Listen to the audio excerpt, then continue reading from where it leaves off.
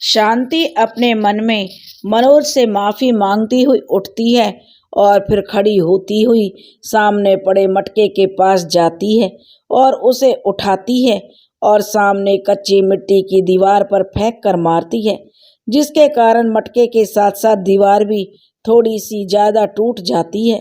फिर वह कुछ टूटे हुए मटके के टुकड़े उठाती है और उन्हें धोकर सूखने को रख देती है। चेतन को अंदर बुलाती है तो वह खुशी से अंदर आता है कि माँ अब कुछ खाने को देगी। तो वह झूमता हुआ अपनी माँ से कहता है, माँ खाना दो ना, खाना बना दिया। तो जो शांति मनोज को खाने के लिए खुशी से उछलता कूदता देखकर आंखों में थोड़ा उसके पानी आ जाता है और वह मन में सोचती है, बेटा मुझे माफ कर देना, मैं तुम्हें अच्छी जिंदगी नहीं दे सकी, खाने के नाम पर अन्न नहीं दे सकी, बस खाने के नाम पर धोए हुए मटके के टुकड़े खिला रही हूँ। मुझे माफ कर दे मेरे बच्चे, पर मेरी कुछ मजबूरी है। मुझे उम्मीद है कि तुम मुझे जरूर समझोगे। तभी उसके कानों में मनोज की आवाज आई, माँ खाना दो ना। तो शांति कहती है, हाँ मेरे बच्चे लो। और शांति उन मटके के टुकड़ों को अपने बेटे की तरफ करती हुई बोली, लो बेटा ये लो। तो मनोज जब देखता है तो वह उनसे बोलता है, माँ ये क्या, ये तो पत्थर है ना। तो शांति कहती है, नहीं मेरे बच्चे, यह पत्थर नहीं है, ये तो खाना है जो बहुत ही स्वादिष्ट है।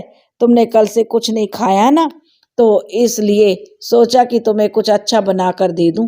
लो इसे ले लो और खाओ। मनोज चुपचाप उन टुकड़ों को खाने लगता है। तो शांति उससे पूछती है कि बेटा कैसा बना है खाना। तो मनोज कहता, माँ अच्छा है, अब जाकर भूख कुछ कम हुई है। शांति मनोज को मटके के टुकड़े खाता देखकर अपने मन में बोलती है कि एक बार मनोज के बापू को अखबार में पढ़ते हुए देखा था कि अफ्रीका के देश में हैती में लोग मिट्टी की रोटियां बनाकर खाते हैं। उस समय बड़ा दुख हुआ था उन लोगों के लिए, पर आज देखो तो मैं अपने बच्चे को मटके के टुकड़े खिला रही हूँ। पर भगवान आपका बहुत बहुत शुक्रिया कि आपने ये एक ही दिन ऐसा दिखाया है। उन लोगों को तो न जाने कितने दिनों महीनों या सालों से ये मिट्टी की रोटियां खाते होंगे, पर भगवान आपने ये दिन दिखाए हैं तो आप ही मेरे बच्चे की रक्षा करना, उसे कुछ हो ना जाए। आखिर ये गरीबी भी कितनी जालिम होती है, किसी के बारे में नहीं सोचती कि कोई बच्चा भी है यहाँ पर। और एक तरफ वो अमीर लोग हैं जो चंद रोटी के टुकड़े खाते हैं और बाकी बचा हुआ खाना नाली के कचरे में, जो कचरे के रूप में नाली में बहा देते हैं। वे थोड़ा भी नहीं सोचते कि हम जैसों को भी कोई खाने के लिए हम जैसा भी तरस रहा होगा। उन्हें भगवान का धन्यवाद देना चाहिए कि उन्हें कम से कम खाने को तो मिल रहा है। पर भगवान तू जिस हाल में रखे वही हमें मंजूर है। शांति अपने ख्यालों में खोई हुई थी। तभी मनोज शांति उसे बोला, माँ अब मेरा पेट भर गया है, अब मैं खेलने जा रहा हूँ। शांति बोली, रुक, पहले अपना घर का काम कर ले जो स्कूल से मिला है। मनोज बोला, माँ आज घर का काम नहीं मिला तो मैं अब जा रहा हूँ खेलने। शांति बोली, तो हाँ ठीक है, तू जा खेलने। मनोज बाहर खेलने चला गया और शांति रसोई घर में टूटी दीवार को सही करने लगी, जो उसने मटका तोड़ते समय टूट गई थी। दीवार की गोबर और मिट्टी की दीवार पर लिपाई करने लगती है। कई घंटों की मेहनत करने के बाद जाकर शांति का काम भी पूरा भी नहीं हुआ था, क्योंकि लिपाई करने के बाद उसे मजदूरी करने जो जाना था। मजदूरी करने जो शांति एक जगह जाती थी जहाँ एक बड़ा और आलीशान घर बन रहा था। शांति भी इसी जगह पर पत्थर उठाने का काम करती थी। वह जाकर अपनी एक महिला मित्र गीता से मिलती है, जो उसी तरह वहां पर पानी में सीमेंट घोलने का और पत्थर तोड़ने का काम करती है। शांति उसके पास जाकर काम करने लगती है। दोनों अपना अपना काम चुपचाप करने लगी कि तभी गीता अपनी चुप्पी तोड़कर उससे पूछती है, शांति आज तुम्हें आने में इतनी लेट कैसे हो गई। तो शांति कहते, क्या बताऊं गीता, मत पूछो। शांति कहती, ऐसा क्या हुआ। तो शांति उसे इस बार भी मना कर दिया, पर गीता की जिद के आगे जो वह उसे बार बार पूछती है कि आखिर बता ना क्या कारण है। तो शांति को सारी बातें जो गीता को बतानी पड़ी, जिसे सुनकर गीता को भी बहुत दुख हुआ। गीता कहने लगी, शांति, कभी कभी तो मुझे भगवान पर भरोसा ही नहीं होता कि वो है भी या नहीं। शांति कहती है, ऐसा ना कहो गीता। गीता कहती है, ऐसा क्यों ना कहूँ शांति, देखो तुम्हारे साथ कितना बुरा किया है। पहले तो बाढ़ में जो राकेश भैया, और अब खाने की किल्लत। अब तुम ही बताओ कैसे करूं भगवान पर भरोसा। शांति कहती है, देखो गीता, हमें भगवान की अच्छाई भी तो देखनी चाहिए। जब मैं और मनोज सही नहीं थे तो डॉक्टर ने हमसे पैसे नहीं लिए, और फिर हम मनोज की स्कूल फीस देने का समय आया तो मुझे एक और नौकरी दिला दी, और अब घर का किराया नहीं देना पड़ता, खुद का घर जो ठहरा। अब तुम ही बताओ भगवान बुरे कहाँ हैं। गीता कहती है, हाँ बात तो तुम्हारी सही है शांति, चलो ये सब छोड़ो, काम करो, वरना मालिक बहुत गुस्सा करेंगे। तो शांति कहती है, हाँ हाँ चलो, मैं भी जाती हूँ एक बार। गीता कहती है, कहाँ जा रही हो। तो शांति कहती है, मालिक से बात करने कि मैं कल से जल्दी आऊंगी काम पर। गीता कहती है, हाँ हाँ जल्दी जाओ वरना वो चले जाएंगे। शांति कहती है, ठीक है। इतना कहकर वह अपने मालिक, जो कि एक ठेकेदार है, और जिन लोगों का ये घर बन रहा है, उन्होंने इस ठेकेदार को ये घर ठेके पर दे रखा है, और अब सारा काम यही संभालते हैं। शांति उस ठेकेदार के पास जाती है जहाँ वो बैठकर सारा काम संभाल रहा था। शांति उसके पास जाती है और हाथ जोड़कर कहती है, शांति कहती है, मालिक। ठेकेदार कहता, हाँ बोलो। शांति कहती है, मालिक, कल से मैंने एक जगह और काम देख लिया है, तो क्या मैं यहाँ पर जल्दी काम करके 11 बजे जा सकती हूँ। ठेकेदार कहता, जा तो सकती हो, पर आओगी कितने बजे। शांति कहती है, मैं 2 बजे तक आ जाऊंगी। ठेकेदार कहता, ठीक है, पर कल सुबह जल्दी आ जाना और दोपहर 2 बजे आ जाना। शांति कहती है, ठीक है मालिक, आपका बहुत बहुत शुक्रिया। ठेकेदार कहता, हाँ तो जाओ और काम करो। शांति कहती है, जी मालिक।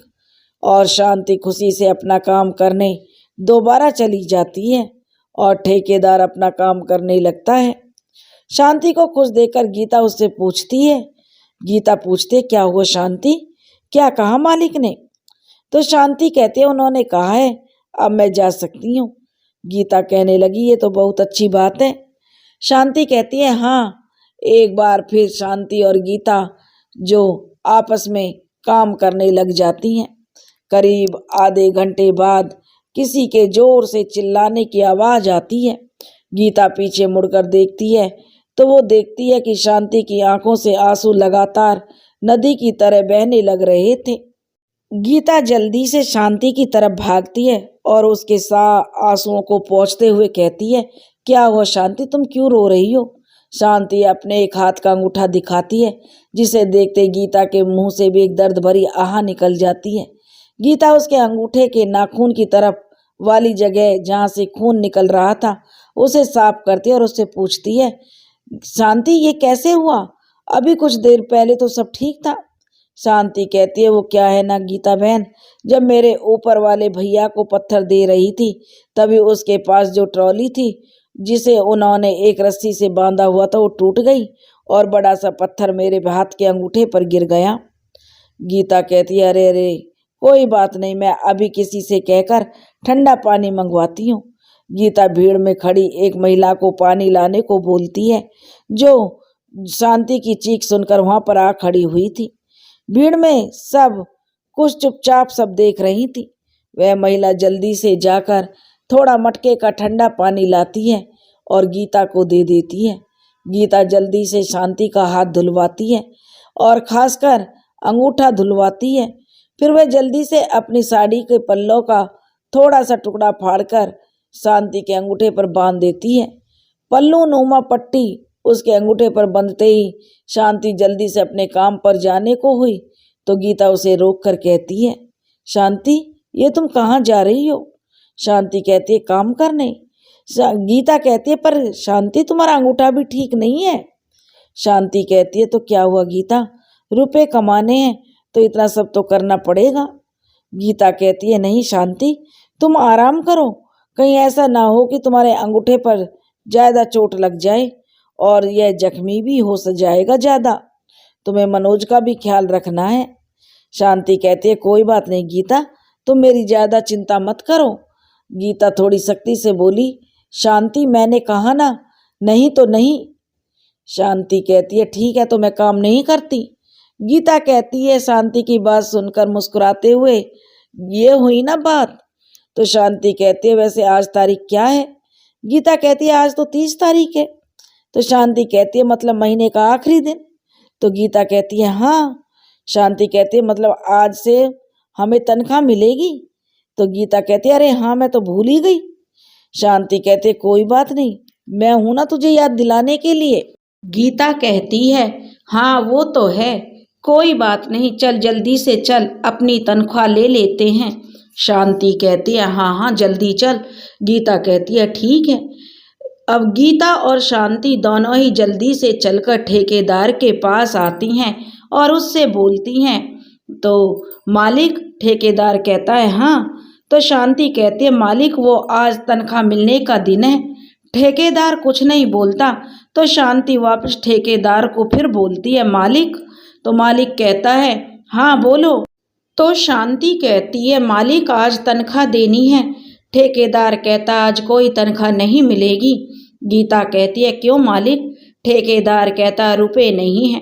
शांति कहती है, मालिक ऐसा ना करें, मैं अपने बच्चे की स्कूल फीस नहीं दे पाऊंगी और वह स्कूल से निकाला जाएगा। ठेकेदार गुस्से में झुंझलाता हुआ कहता है, बोला ना एक बार की रुपए नहीं है, एक बार में समझ नहीं आता। ये तुम्हारा ही नुकसान नहीं हुआ है, हमारा भी हुआ है।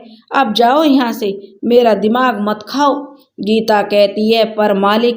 गीता इससे आगे कुछ बोल पाती कि इससे पहले ही शांति उसके कंधे पर अपना हाथ रख देती है। गीता उसकी तरफ देखती है तो शांति अपनी गर्दन ना में हिला देती है, मानो कि वह इशारों से कह रही हो कि अभी नहीं। शांति और गीता जब बाहर आती हैं तो वे दोनों देखती हैं कि सारे मजदूर अपने अपने घर जा रहे हैं। वे दोनों उन्हें जाता हुआ देखकर उनके साथ ही अपने घरों की तरफ चल पड़ती हैं। उधर शांति जब घर आकर देखती है तो वह देखती है कि जो मनोज तो घर आकर जल्दी सो गया था। शांति मनोज के सिर पर हाथ फेरती है और उसके बगल में लेटकर सो जाती है। अगली सुबह शांति जल्दी उठकर मनोज को स्कूल भेजकर खुद मजदूरी करने चली जाती है, क्योंकि उसे 11 बजे माधुरी जी के घर पर भी जाना था काम करने के लिए। मजदूरी करते करते समय जो शांति के अंगूठे पर चोट लगी होने के कारण उसका अंगूठा अब हद तक सूज गया था, जिस कारण उसे काम करते हुए बड़ी दिक्कत हो रही थी। पर जैसे तैसे करके उसने 11 बजे तक अपना काम कर लेने के बाद माधुरी जी के घर का दरवाज़ा खटखटाया। माधुरी जी जब दरवाज़ा खोलती हैं तो शांति को खड़ा देखती हैं, तो वे शांति को अंदर आने का बोलकर खुद भी अंदर आ जाती हैं। उन्होंने गौर किया कि शांति आज काम ढंग से नहीं कर पा रही है, तो उन्होंने शांति से इसका कारण पूछा। तो शांति ने अपने अंगूठा की तरफ जो इशारा किया और सारी बात बता दी। माधुरी जी ने जब शांति के अंगूठे पर चोट लगी देखा तो उसे डॉक्टर को दिखाने को बोली। शांति उनकी बात कतराते हुए झाड़ू लगाने लगी। बार बार माधुरी जी का ध्यान शांति के अंगूठे पर जा रहा था, इसलिए माधुरी जी ने शांति को बैठने का बोलकर अपने पति नवीन को आवाज़ लगाई, जो पेशे से एक डॉक्टर थे और अभी अपने क्लिनिक पर जाने के लिए निकलने वाले थे।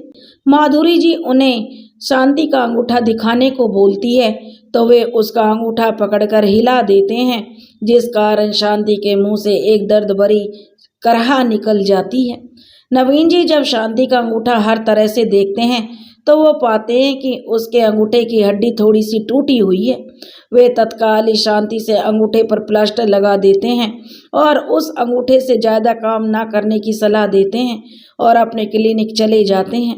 अब शांति ठहरी एक मजदूरिन, उसे तो पैसे कमाने के लिए काम तो करना ही पड़ेगा और वह अपने मन को समझाकर जल्दी से माधुरी जी के घर का सारा काम निपटाकर अपने घर चली जाती है।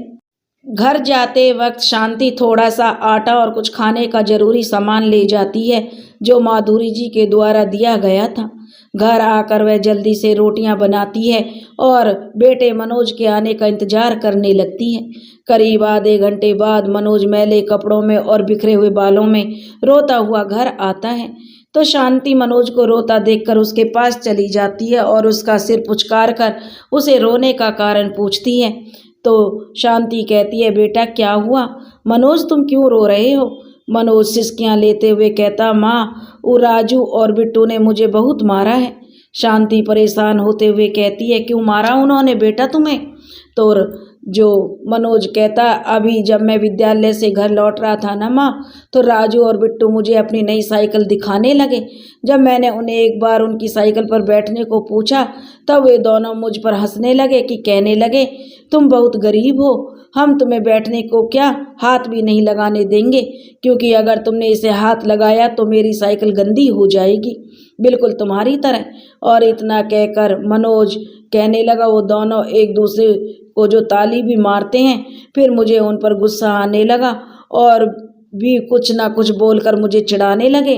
बाद में मैंने गुस्से में आकर उनकी साइकिल गिरा दी, फिर दोनों एक साथ मुझे मारने लगे। उन्होंने माँ मुझे बहुत मारा, देखो। वह अपने हाथ और पैर पर लगी चोट दिखाता है और उन्होंने देखो माँ मेरी कमीज भी फाड़ दी। इतना कहकर मनोज और ज़्यादा रोने लगता है। शांति ने जो मनोज की यह हालत देखी नहीं जा रही थी, वह अपने बेटे को गले लगाकर उसे चुप कराते हुए बोली, चुप हो जा मेरे बच्चे, देख आज मैं तेरे लिए कितना अच्छा खाना बना कर लाई हूँ, आज जल्दी से खा ले वरना खाना ठंडा हो जाएगा। मनोज शांति की बात सुनकर जल्दी से खाना खाने के लिए बैठ जाता है। शांति उसे अपने हाथों से खाना खिलाने के कुछ देर बाद जो मनोज अपने गृह कार्य करने के बाद खेलने चला जाता है। शांति जब देखती है दोपहर होने वाली है तो वह जल्दी से मजदूरी करने के लिए निकल जाती है। करीबन रात के 8 बजे वह मजदूरी करके घर लौटती है और देखती है कि मनोज बाहर उसी का इंतजार कर रहा था। शांति उसके सिर पर हाथ फेरते हुए उससे पूछती है, क्या हुआ मनोज, तुम यहाँ बाहर क्या कर रहे हो? मनोज कहता है, माँ मैं आपका इंतजार कर रहा था। शांति कहती है, वो क्यों बेटा? तो मनोज कहता है, माँ भूख लगी है ना, इसलिए अब आप खाना बना दो जल्दी से। तो शांति कहती है, हाँ चलो। वह जल्दी से रोटियां बनाती है। वह जल्फी से रोटी और सब्जी जो वह माधुरी जी के घर से लाई हुई थी मनोज को खिलाकर सुला देती है। अब भूख तो शांति को भी लगने लगी थी। जब वह रसोई घर में जाकर खुद के लिए रोटी सब्जी लेने जाती है तो वह देखती है सब्जी तो अब खत्म हो चुकी है। वह कुछ सोचती है और फिर एक गिलास पानी और रोटी लेती है। आज तो वह रोटी को पानी के साथ खाकर काम चला लेगी, यह सोचते हुए खाना खाने लगती है।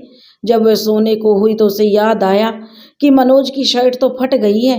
वह दोबारा खड़ी हुई और उसका शर्ट को सुई और धागा लाती है और तभी उसके मन में सोचती है, मैं सुई धागा तो ले आई पर मनोज की कमीज सीलूंगी कैसे? मेरे पास तो कुछ और कपड़े भी नहीं हैं, जो थे वो बाढ़ में बह गए, अब मैं क्या करूं?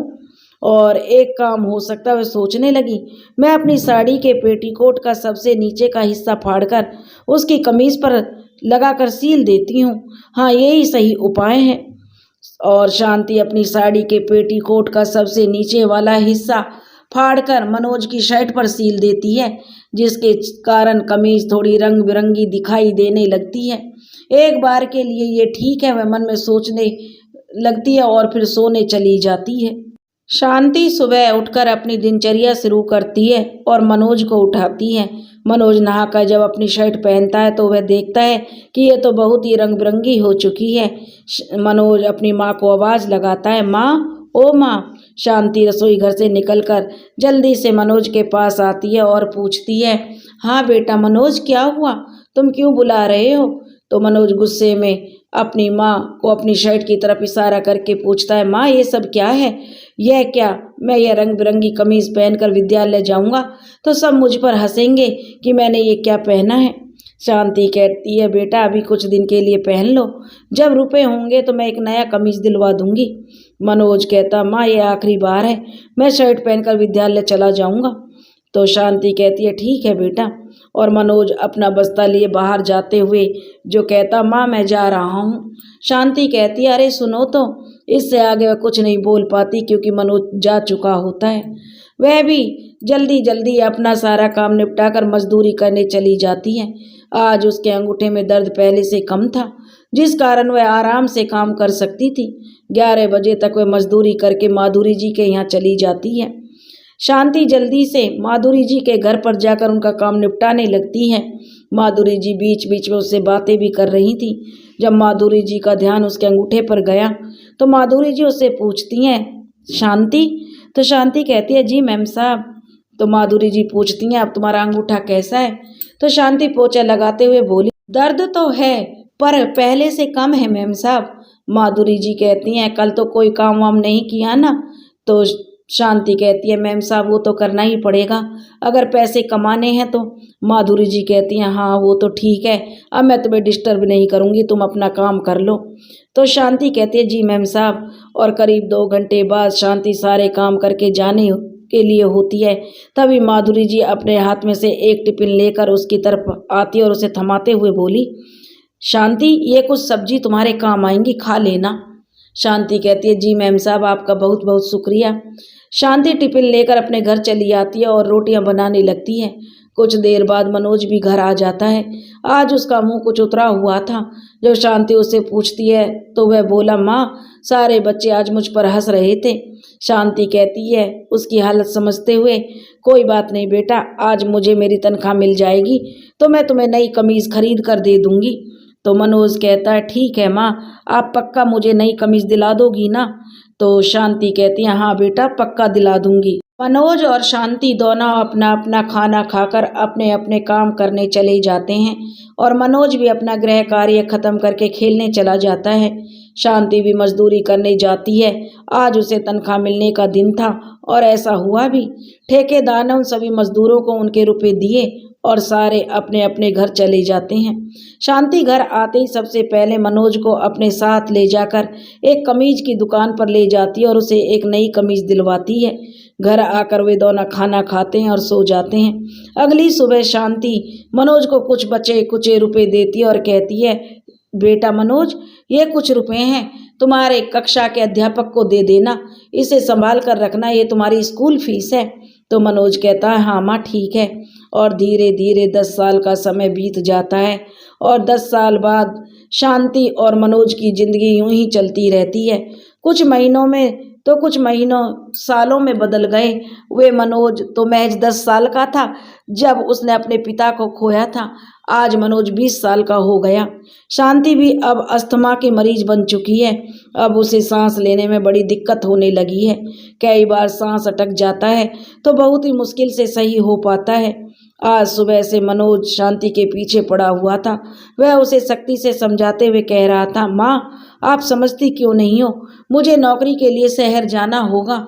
शांति कहती है, पर बेटा मेरे पास इतने पैसे नहीं हैं कि मैं तुम्हें शहर भेज पाऊँ।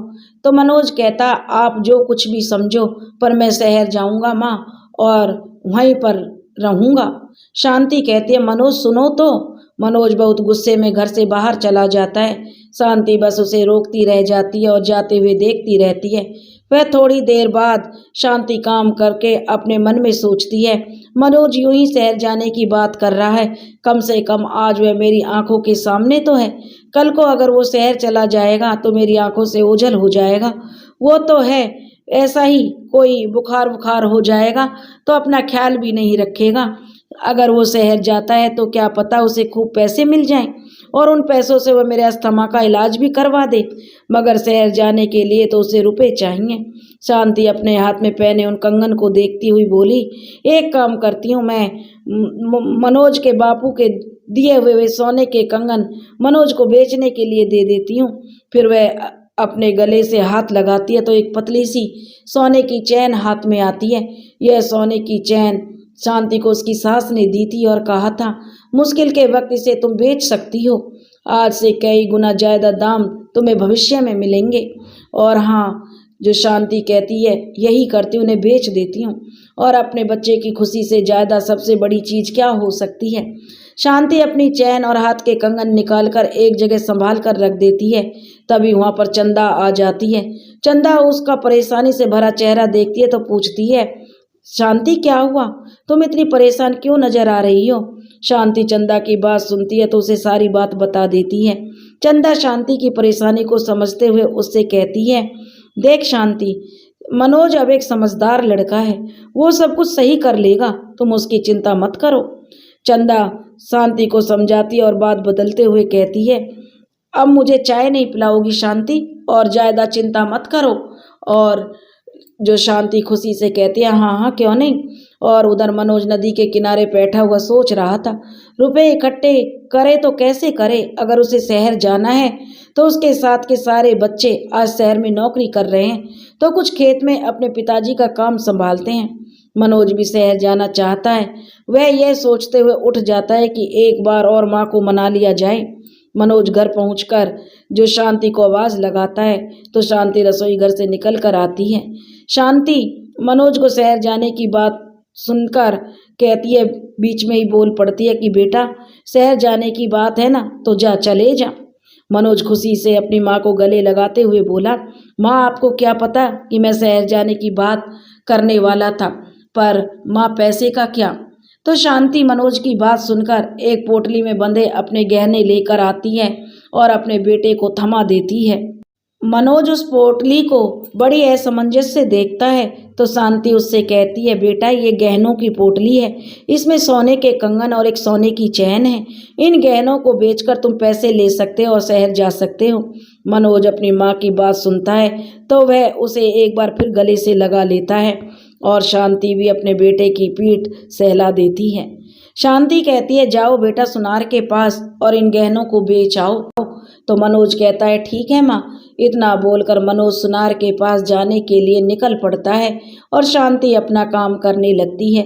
उधर मनोज सुनार के पास जाता है और अपनी जेब से गहनों की पोटली को खोलकर उन्हें सुनार को दिखाते हुए कहता है, काका नमस्ते। तो सुनार कहता है, नमस्ते, आओ बैठो, क्या मदद कर सकता हूँ तुम्हारी। तो मनोज कहता है, काका वो कुछ गहने बेचने हैं। सुनार कहता है कि हाँ दिखाओ। मनोज सुनार के सामने गहनों की उस पोटली को खोल देता है तो उन कंगन और चैन को सुनार को देते हुए बोला, मनोज कहता है, देखो काका ये गहने हैं, इनमें से एक तो चैन है और एक जोड़ी कंगन है, अब आप बता दो इनकी कीमत कितनी मिलेगी।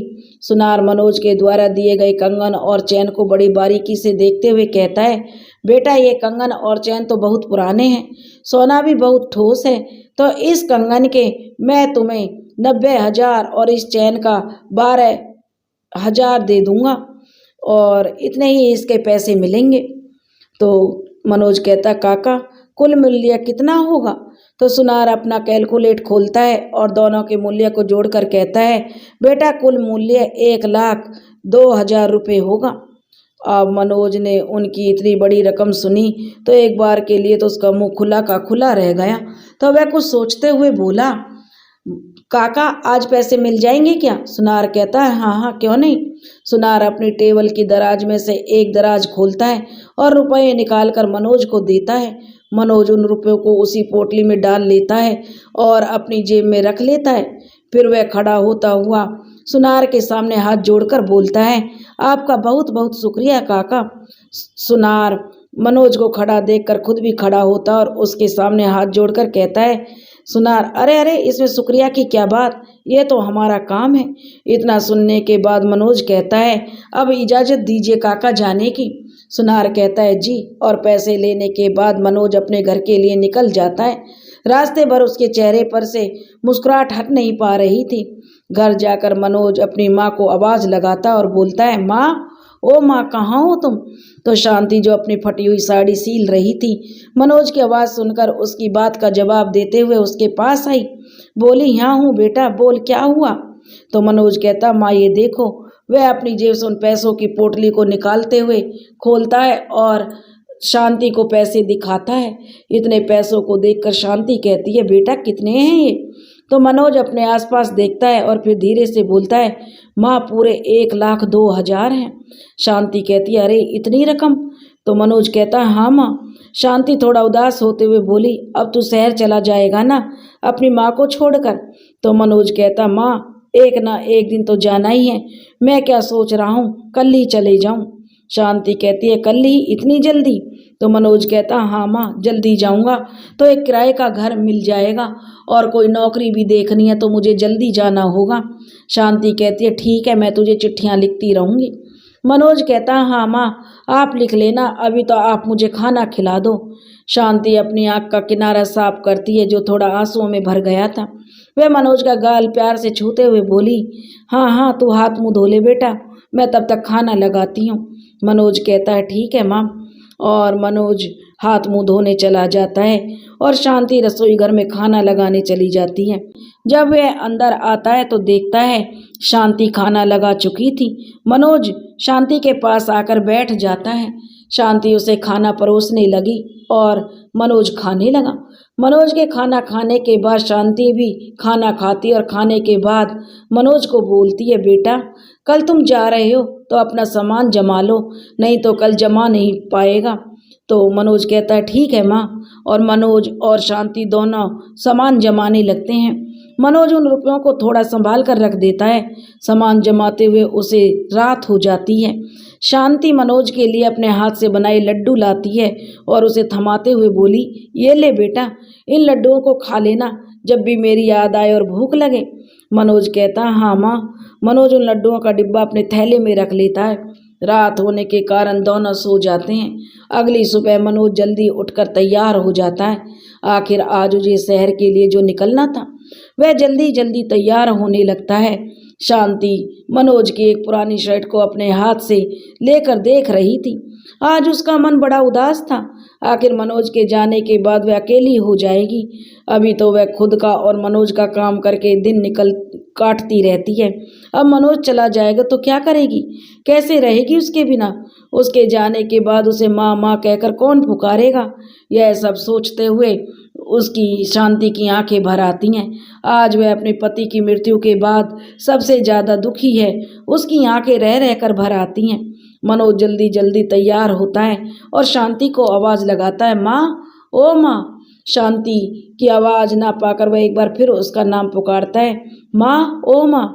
तो मनोज जब भी शांति की कोई आवाज़ नहीं पाता तो बाहर जाता है और देखता है शांति उसकी शर्ट अपने हाथों में लेकर बड़े प्यार से अपनी पनीली आंखों से देख रही थी, जिनसे अब धीरे धीरे आंसू छलकने लगे थे। मनोज अपनी माँ को रोता हुआ देखकर पास आता और उसे संभालते हुए बोला माँ क्या हुआ, आप रो मत। तो शांति कहते क्यों ना रो बेटा, आज तुम मुझे छोड़कर जा रहे हो। तुम्हारे जाने के बाद मैं किसे खाना बनाकर खिलाऊंगी, किसे डांटूंगी, किसे प्यार से सुलाऊंगी और किसकी कमीज अपने हाथों से सिलूंगी? बोलो ना बेटा। शांति सब कुछ अपने भर्राए गले से बोली, पर शायद उसका गला अब उसका साथ नहीं दे रहा था। अब उसकी आवाज़ नहीं निकल पा रही थी। वह अपने और उसके बिना कैसे रहेगी, यह सोचते सोचते वह फूट फूट कर रोने लगी। मनोज ने उसे बड़ी मुश्किल से संभाला। माँ अब रोना बंद करो, मनोज उसे समझाते हुए बोला। मनोज बोला माँ देखो मेरा जाने का समय हो रहा है, मुझे अब जाना होगा, नहीं तो मेरी बस छूट जाएगी। शांति के पैर छूते हुए मनोज बोला ठीक है माँ, अपना आशीर्वाद दो जो कि मेरी खूब तरक्की हो। शांति अपने कांपते हुए हाथों को अपने बेटे के सिर पर रखती हुई बोली तुम खुश रहो मेरे बच्चे। तो मनोज अपनी माँ के आंसू पोंछते हुए बोला अपने बच्चे को रोते रोते भेजेगी क्या माँ? तो मनोज की बात सुनकर जो शांति एक फीकी सी मुस्कान मुस्कुरा दी और मनोज भी एक फीकी सी मुस्कुराहट के साथ चला गया। अब शांति मनोज के जाने के बाद बहुत रोई। आज उसका बेटा उसे छोड़कर शहर चला गया। तभी चंदा वहाँ आती है और रोती हुई शांति को देखकर उसे चुप कराती है और उसे पानी पीने को देती है और समझाती है कुछ वक्त के लिए ही तो गया है, क्यों चिंता करती हो शांति बहन। उधर मनोज अपनी बस में बैठ चुका था और थोड़ी देर बाद बस चल पड़ी। मनोज खिड़की से बाहर अपने पीछे छूटते गांव को देख रहा था। कुछ समय बाद वह ढंग से बैठ गया और अपनी आंखें बंद करके सो गया। करीब 4 घंटे बाद मनोज की बस शहर आ कर रुक गई। वह बस से नीचे उतरा। वह जल्दी जल्दी उस नए शहर में कोई किराए के घर के लिए घूम रहा था। कम से कम 4-5 घर देखने के बाद उसे घर पसंद आया और वह उसमें शिफ्ट हो गया। आज उसका पूरा दिन इन्हीं कामों में बीत गया। वह बाहर से कुछ खाना खाकर सो जाता है और अगली सुबह आज वह जल्दी उठा और कोई नौकरी ढूंढने के लिए निकल गया। वह इधर उधर भटक रहा था कि उसे एक नई कंपनी का होल्डर दिखाई दिया, तो वह उस कंपनी के लिए निकल पड़ा। वह कंपनी में जाकर अपना इंटरव्यू देता है और कुछ जरूरी कागजात कंपनी के मालिक को दिखाता है। कंपनी नहीं होने के कारण उसे सिलेक्ट कर लिया गया था। मनोज बहुत खुश था। वह जल्दी घर आ जाता है और कल के लिए तैयारी करने लगता है। उधर गांव में शांति सुबह उठकर काम पर चली गई। जब वह 11 बजे एक बार घर आई तो मनोज को आवाज लगाती है। शांति कहती है, मनोज बेटा, ओ मनोज बेटा, आजा, मैं खाना बना रही हूँ। पर जब शांति को एहसास होता है कि मनोज की आवाज नहीं आ रही तो वह एक बार फिर बोली, मनोज बेटा। तभी उसे याद आता है कि मनोज तो शहर जा चुका है। वह अपने उदास मन से खाना बनाती है और खाने लगती है। मनोज के बिना उसके गले से बहुत मुश्किल से खाना उतरा। खाना खाने के बाद वह घर के काम निपटा लेती है और थोड़ा मन बहलाने के लिए वह चंदा के घर चली जाती है। रात को भी वह बहुत मुश्किल से सो पाई थी। उसे ही पता था कि कितनी मुश्किल से उसने अपना मन बहलाया था। अब वह दिन में मजदूरी करने चली जाती और बाद में चंदा के घर चली जाती। अब तो उसे मनोज को चिट्ठियां लिखना भी शुरू कर दिया था, पर ना जाने क्यों वह उनका जवाब नहीं दे रहा था।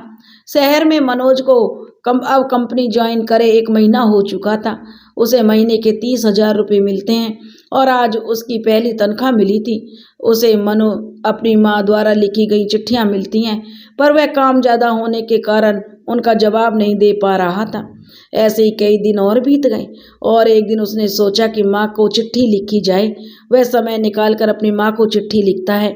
उधर गांव में शांति को जब मनोज के द्वारा लिखी गई चिट्ठी मिलती है, जिसे पढ़कर वह खुशी से झूम उठती है।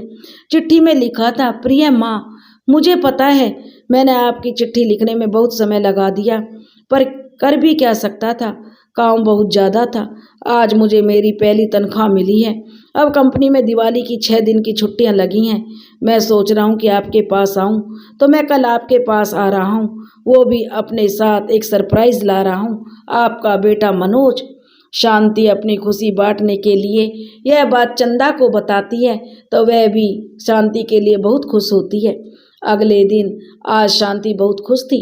आखिर उसका बेटा जो आ रहा था, पूरे 2 महीने बाद उसने मनोज का सारा पसंद का खाना बनाया, उसके लिए अपनी तनख्वाह से नए कपड़े भी खरीद कर लाई।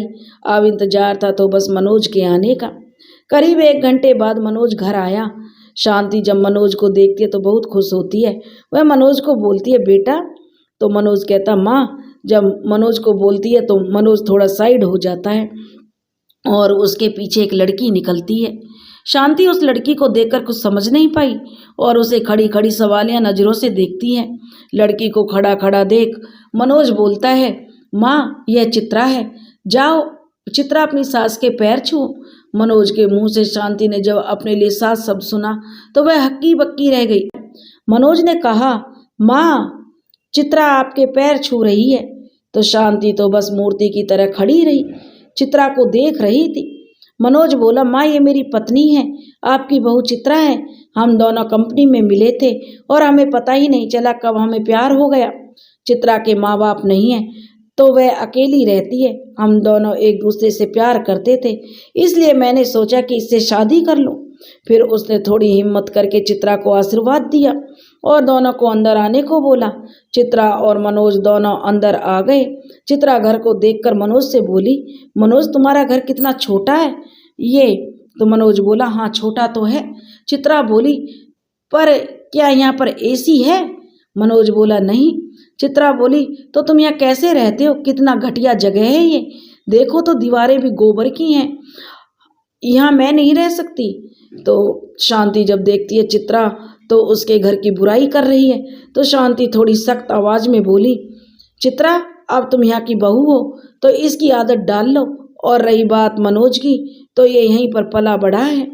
मनोज जब देखता है कि शांति चित्रा से गुस्से में बात कर रही है तो वह अपनी माँ पर भड़कते हुए कहता, माँ, आप मेरी पत्नी से ऐसे कैसे बात कर सकती हैं? शांति मनोज के गुस्से में देखकर चुप हो जाती है और मन मारकर दोनों को खाना खिलाती है। पूरे समय चित्रा यहाँ की बुराई कर रही थी।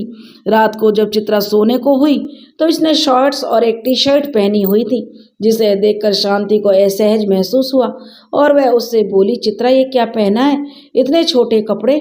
चित्रा बोली, ओ गॉड सासू माँ, इससे भी प्रॉब्लम है क्या? तो शांति कहती है, दिक्कत है, तुम शहर में नहीं गांव में हो समझी, जाओ और जाकर कपड़े बदलो। चित्रा कहती है, कुछ नहीं होता सासू मम्मी।